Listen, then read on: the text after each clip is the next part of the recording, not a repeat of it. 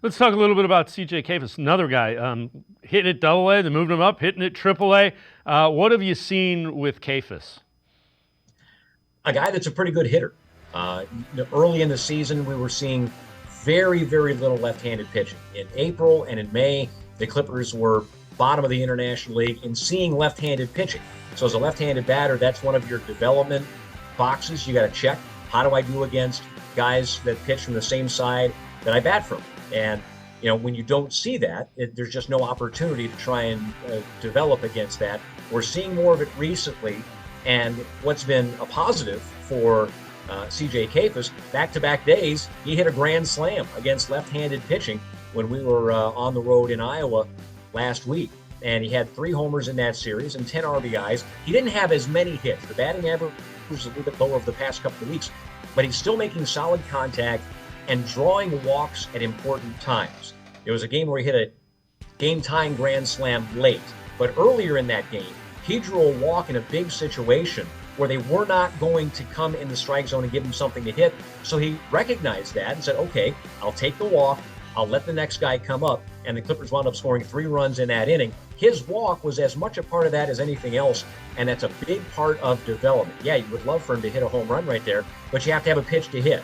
And so I like his approach. I like his defense at first base. And in the outfield, he looks like he belongs. He doesn't look like a guy that is a first baseman. They just said, okay, go out in right field and try and catch the ball. That's not the case. He looks athletic.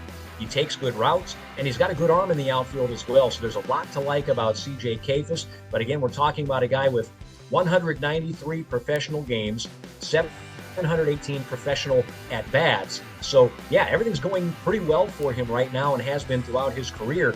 But everything that applies to the water applies to Kayfus as well. Here's the splits on Kayfus.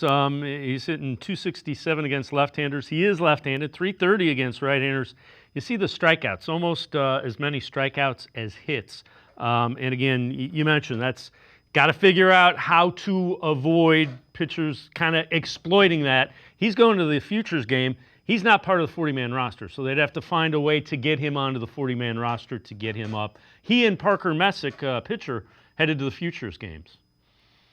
Yeah, and Parker Messick has been very good. He's third in the International League in strikeouts. He's top 5 in batting average against. He's top 5 in earned run average. Parker he's just the kind of guy you like to watch. He doesn't throw 99 miles per hour. He's not going to just rear back and blow it by you. But he is the epitome of a competitor. And that's the thing that is, I guess, most fun to watch. If a guy beats him for a base hit, he's right back out there against the next guy trying to execute his pitches. And he's a guy that's got a fastball that'll be 93, 94. It's no slouch on the fastball from the left side. But his changeup is a really, really good weapon. He deploys it at the right time, which is also a credit to the catching staff, the coaching staff preparing against batters. But he seems to use that changeup at the right time. He'll use it against both righties and lefties. He's got a curveball and a slider to go with it. So there are weapons. He continues to develop. And this is his first year at the AAA level. We talked about guys, when you make mistakes, they get punished. He is making a low number of mistakes. His last time out was the first time all season long that he had one of those blow-up games. And everybody has them. It took Parker until the end of June to finally have one of the AAA level. So it ballooned his ERA a little bit. Prior to that game where he gave up 7 runs, his ERA was under 3. So he's been very, very good. It'll be exciting to see he and C.J. Kayfus in the futures game. But, to your point, Kayfus isn't on the 40-man roster. DeLauder isn't on the 40-man roster. Messick's not on the 40-man roster. So for fans that want to see these guys in the major leagues, and it's easy to point to a guy and say, okay, well, there's a guy we can get rid of.